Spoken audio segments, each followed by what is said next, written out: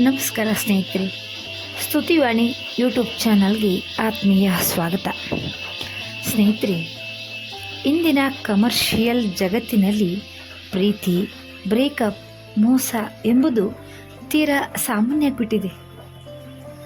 ಸಣ್ಣ ಪುಟ್ಟ ಕಾರಣಗಳಿಗೆ, ಬಣ್ಣದ ಮಾತುಗಳಿಗೆ ಸಂಬಂಧಗಳನ್ನು ಮುರಿದುಕೊಳ್ಳುವ ಇಂದಿನ ಯುವ ಪೀಳಿಗೆಯ ಮಧ್ಯೆ ಇವತ್ತು ನಾನು ನಿಮಗೆ ಹೇಳ ಹೊರಟಿರುವ ಈ ಕತೆ ನೈಜ ಕತೆ.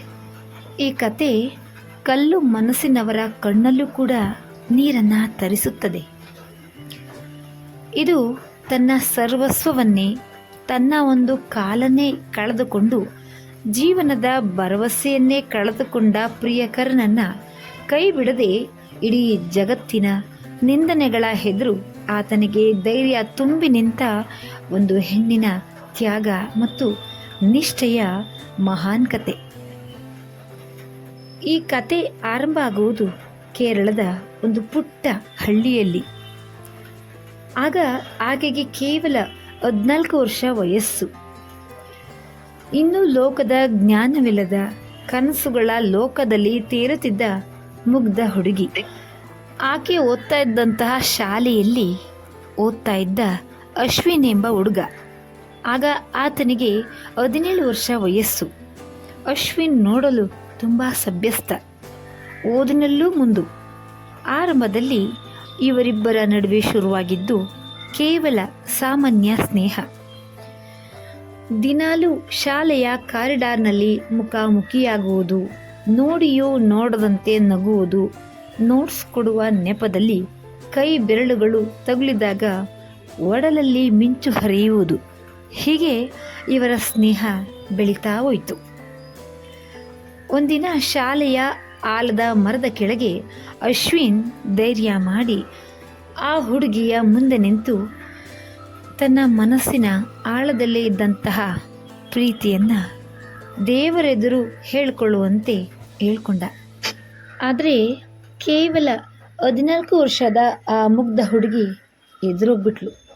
ಆರಂಭದಲ್ಲಿ ಆಕೆಗೆ ಅಶ್ವಿನನ್ನು ಎದುರಿಸಲು ಮುಜುಗರವಾಗಿ ಆತನನ್ನು ಸಂಪೂರ್ಣವಾಗಿ ನಿರ್ಲಕ್ಷ್ಯ ಮಾಡಲು ಶುರು ಮಾಡಿದಳು.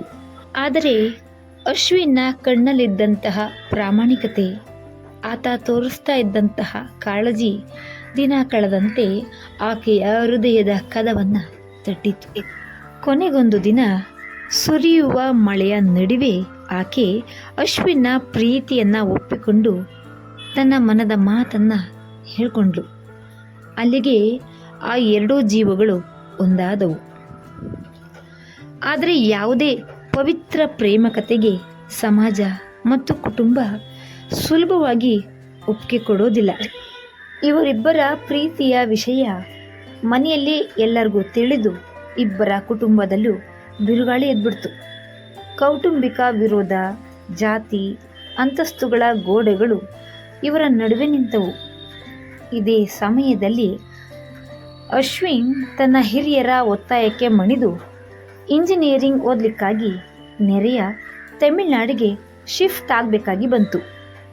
ಅಲ್ಲಿಂದ ಶುರುವಾಗಿದ್ದು ಇವರ ಬದುಕಿನ ಅತ್ಯಂತ ಕಠಿಣ ಪರೀಕ್ಷೆ. ಅದೇ ಲಾಂಗ್ ಡಿಸ್ಟೆನ್ಸ್ ರಿಲೇಷನ್ಶಿಪ್. ತಿಂಗಳುಗಟ್ಟಲೆ ಮುಖವನ್ನೇ ನೋಡಲಾಗ್ತಿರಲಿಲ್ಲ.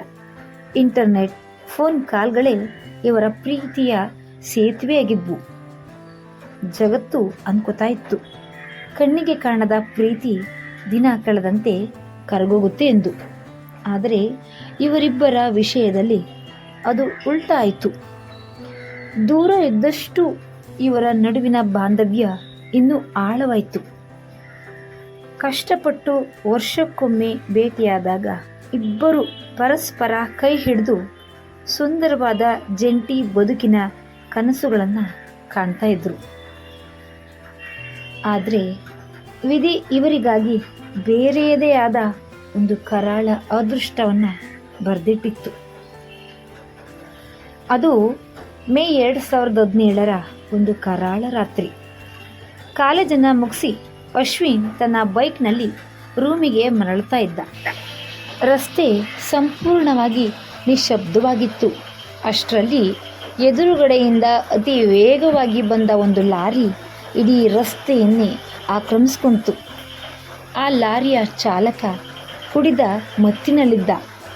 ಅಶ್ವಿನ್ ಗಾಡಿಯನ್ನು ಪಕ್ಕಕ್ಕೆ ಸರಿಸುವಷ್ಟರಲ್ಲಿ ಆ ಭೀಕರ ಲಾರಿ ಅಶ್ವಿನ್ನ ಬೈಕಿಗೆ ನೇರವಾಗಿ ಡಿಕ್ಕಿ ಹೊಡೆಯಿತು. ಭೀಕರ ಅಪಘಾತದಿಂದಾಗಿ ಅಶ್ವಿನ್ ರಕ್ತದ ಮಡುವಿನಲ್ಲಿ ರಸ್ತೆಯ ಬದಿಗೆ ಬಿದ್ದಿದ್ದ.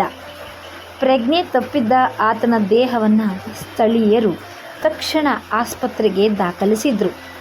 ಆಸ್ಪತ್ರೆಯ ತುರ್ತು ಚಿಕಿತ್ಸಾ ಘಟಕದ ಹೊರಗಡೆ ಅಶ್ವಿನ್ನ ಎತ್ತ ತಾಯಿ ಕಣ್ಣೀರು ಹಾಕುತ್ತಾ ನಿಂತಿದ್ದರು. ವೈದ್ಯರು ಬಂದು ಆಘಾತಕಾರಿ ಸುದ್ದಿ ನೀಡಿದ್ರು. ಅಶ್ವಿನ್ ಜೀವ ಉಳಿಸ್ಬೇಕಾದ್ರೆ ಆತನ ಬಲಗಾಲನ್ನು ಮಂಡಿಯ ಮೇಲಕ್ಕೆ ಕತ್ತರಿಸಿ ತೆಗಿಲೇಬೇಕು, ಇಲ್ಲದೆ ಹೋದರೆ ಇಡೀ ದೇಹಕ್ಕೆ ವಿಷ ಹರಡುತ್ತೆ.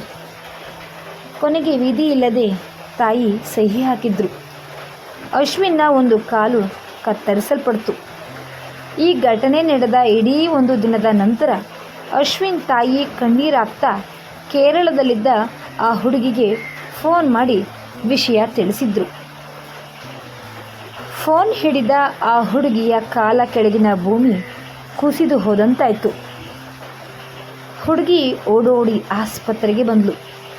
ICU ಒಳಗಡೆ ಮಲಗಿದ್ದ ಅಶ್ವಿನನ್ನು ನೋಡಿದ ಆಕೆಯ ಹೃದಯ ಛಿದ್ರವಾಯಿತು. ಯಾವಾಗಲೂ ನಗುತ್ತಾ ತನಗಾಗಿ ಓಡಿ ಬರ್ತಿದ್ದ ಪ್ರಿಯಕರ ಇಂದು ಕೇವಲ ತನ್ನ ಒಂದು ಕಾಲಿನೊಂದಿಗೆ ಬೆಡ್ ಮೇಲೆ ಅಸಹಾಯಕನಾಗಿ ಮಲಗಿದ್ದ. ಅಶ್ವಿನ್ ಮಾನಸಿಕವಾಗಿ ಸಂಪೂರ್ಣ ಕುಸಿದು ಹೋಗಿದ್ದ. ತನ್ನನ್ನು ನೋಡಲು ಬಂದ ಪ್ರೇಯಸಿಯ ಕಣ್ಣುಗಳನ್ನು ನೋಡಲಾಗದೆ ಅಶ್ವಿನ್ ಮುಖವನ್ನು ತಿರುಗಿಸಿಕೊಂಡು ಬಿಕ್ಕಿ ಬಿಕ್ಕಿ ಅಳಲು ಶುರು ಮಾಡ್ದ. ಅಶ್ವಿನ್ ಕಣ್ಣೀರು ಹಾಕುತ್ತಾ ಆಕೆಯ ಕೈ ಹಿಡಿದು ಬೇಡ್ಕೊಂಡ. ನನ್ನ ಸ್ಥಿತಿ ಏನಾಗಿದೆ ನೋಡು, ನಾನು ನಿನ್ನ ಮೇಲೆ ಜೀವನ ಪೂರ್ತಿ ಮತ್ತೊಬ್ಬರ ಮೇಲೆ ಡಿಪೆಂಡ್ ಆಗಬೇಕು. ನನ್ನ ಜೊತೆ ಬಂದು ನಿನ್ನ ಸುಂದರವಾದ ಬದುಕನ್ನು ಹಾಳು ಮಾಡ್ಕೊಬೇಡ. ದಯವಿಟ್ಟು ನನ್ನನ್ನು ಇಲ್ಲೇ ಬಿಟ್ಟುಬಿಡು. ಪ್ಲೀಸ್ ನನ್ನೊಂದಿಗೆ ಬ್ರೇಕಪ್ ಮಾಡ್ಕೊಂಬಿಡೆ ಎಂದು ಗೋಗರ್ದ. ಆಗ ಆ ಹುಡುಗಿ ಹೊತ್ತು ಕರೆಯದೆ ತನ್ನ ಕಣ್ಣೀರನ್ನು ಒರೆಸ್ಕೊಂಡು ಅಶ್ವಿನ್ ಕಣ್ಣುಗಳನ್ನು ನೇರವಾಗಿ ನೋಡಿ ಒಂದು ಪ್ರಶ್ನೆ ಕೇಳ್ತಾಳೆ. ಅಶ್ವಿನ್, ಒಂದು ವೇಳೆ ನಿನ್ನ ಜಾಗದಲ್ಲಿ ನಾನಿದ್ದು ನನಗೂ ಹೀಗಾಗಿದ್ದರೆ ನೀನು ನನ್ನನ್ನು ಬಿಟ್ಟೋಗ್ತಿದ್ಯಾ? ಆಕೆಯ ಈ ಒಂದೇ ಒಂದು ಪ್ರಶ್ನೆ ಆಸ್ಪತ್ರೆಯ ಆ ಇಡೀ ಕೋಣೆಯಲ್ಲಿ ನಿಶ್ಶಬ್ದವನ್ನು ಸೃಷ್ಟಿಸುತ್ತೆ. ಅಶ್ವಿನ್ನ ಕಣ್ಣಿಂದ ಕಣ್ಣೀರು ಧಾರಾಕಾರವಾಗಿ ಹರಿಯುತ್ತೆ. ಆಕೆಯ ಆ ಮಾತು ಅಶ್ವಿನ್ಗೆ ಸಾವಿನ ದವಡೆಯಿಂದ ಬದುಕುವ ಹೊಸ ಭರವಸೆಯನ್ನು ನೀಡುತ್ತೆ. ಸ್ನೇಹಿತರೆ, ಆಸ್ಪತ್ರೆಯಿಂದ ಡಿಸ್ಚಾರ್ಜ್ ಆದಮೇಲೂ ಅವರ ಕಷ್ಟಗಳು ಮುಗಿಯೋದಿಲ್ಲ. ಕಾಲು ಇಲ್ಲದವನ ಜೊತೆ ಹೇಗೆ ಬದುಕ್ತೀಯಾ? ನಿನ್ನ ಇಡೀ ಜೀವನ ನರಕವಾಗುತ್ತೆ ಎಂದು ಸಮಾಜ, ನೆರೆಹೊರೆಯವರು, ಸ್ವಂತ ಬಂಧುಗಳೇ ಆಕೆಯನ್ನು ನಿಂದಿಸ್ತಾರೆ. ಆದರೆ ಆಕೆ ಯಾವುದಕ್ಕೂ ಕಿವಿ ಕೊಡಲಿಲ್ಲ. ಪ್ರೀತಿ ಎಂದರೆ ಕೇವಲ ದೈಹಿಕ ಸೌಂದರ್ಯವಲ್ಲ, ಎರಡು ಆತ್ಮಗಳ ಮಿಲನ ಎಂದು ನಂಬಿದ ಆಕೆ ಅಶ್ವಿನ್ನ ಬೆನ್ನಿಗೆ ಬಂಡೆಯಂತೆ ನಿಂತ್ಕೋತಾಳೆ. ಕೊನೆಗೂ ಇಬ್ಬರ ಸತ್ಯವಾದ ಪ್ರೀತಿಯ ಮುಂದೆ ಇಡೀ ಸಮಾಜ ತಲೆಬಾಗುತ್ತೆ. 2021ರಲ್ಲಿ ಇವರಿಬ್ಬರು ಎಲ್ಲರ ಸಮ್ಮುಖದಲ್ಲಿ ದಾಂಪತ್ಯ ಜೀವನಕ್ಕೆ ಕಾಲಿಡ್ತಾರೆ, ಪ್ರೀತಿಯನ್ನು ಕಂಪ್ಲೀಟ್ ಮಾಡ್ತಾರೆ. ಸದ್ಯ ಈ ಜೋಡಿ ಈಗ ಕೆನಡಾದಲ್ಲಿದ್ದಾರೆ.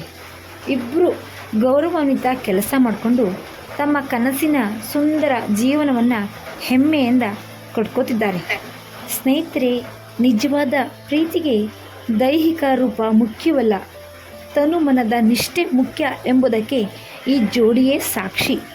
ಇಂದಿನ ಸ್ವಾರ್ಥ ಜಗತ್ತಿನಲ್ಲಿ ಇಂತಹ ಪ್ರೀತಿ ಸಿಗೋದು ಅಪರೂಪ. ಈ ಸ್ಫೂರ್ತಿದಾಯಕ ಕತೆ ನಿಮಗೇನು ಅನ್ನಿಸ್ತು?